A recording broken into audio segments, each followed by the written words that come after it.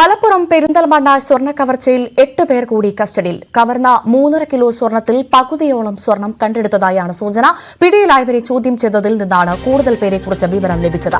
കേസിൽ 2 പേർ റിമാൻഡിലാണ്. CV അനുമോദ് നൽകും കൂടുതൽ വിവരങ്ങൾ. അനുമോദിലേക്ക് എത്താം. എന്തായാലും പെരിന്തൽമണ്ണ സ്വർണ്ണ കവർച്ചയിൽ 8 പേർ കൂടി കസ്റ്റഡിയിലായിരിക്കുന്നുള്ള പുതിയ വിവരമാണ് ഇപ്പോൾ ലഭിക്കുന്നത്. കവർന്ന 3.5 കിലോ സ്വർണത്തിൽ പകുതിയോളം സ്വർണം പോലീസ് കണ്ടെത്തിയിട്ടുണ്ട്. നേരത്തെ കുറച്ചു പേർ പിടിയിലായിരുന്നു. ഈ പിടിയിലായവരെ ചോദ്യം ചെയ്തതിൽ നിന്നാണ് കൂടുതൽ പേരെ കുറിച്ച് വിവരം ലഭിച്ചത്.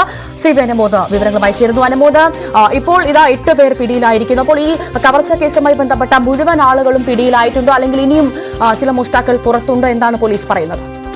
ഈ സംഘത്തിൽപ്പെട്ട 2 പേരെ കൂടി പിടികൂടാനുണ്ട് എന്ന സൂചനയാണ് നമുക്ക് ലഭിച്ചിരിക്കുന്നത്.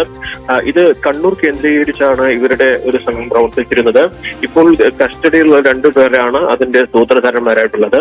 ഇവർ മുൻപ് പെരിന്തൽമണ്ണ ഈ സഹോദരങ്ങൾ തടയടച്ച് സ്വർണം കൊണ്ടുപോകുന്നത് ശ്രദ്ധിക്കുകയും മാസങ്ങൾക്ക് ശേഷം വീണ്ടും അത് രീതിയിൽ തന്നെയാണ് സ്വർണം കൊണ്ടുപോകുന്നത് മനസ്സിലാക്കി അത് തട്ടിയെടുക്കാനുള്ള പദ്ധതി ആസൂത്രണം ചെയ്യുകയുമായിരുന്നു ഉണ്ടായത്.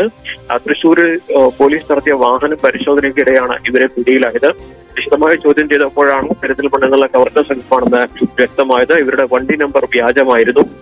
തുടർന്ന് പെരിന്തൽമണ്ണയിൽ നിന്നും തൃശ്ശൂരിലേക്കുള്ള യാത്രക്കിടെ പല ഇടങ്ങളിലായിട്ട് ഇവർ സംഘാംഗങ്ങളെ സ്വർണവുമായി ഇറക്കി വിട്ടു.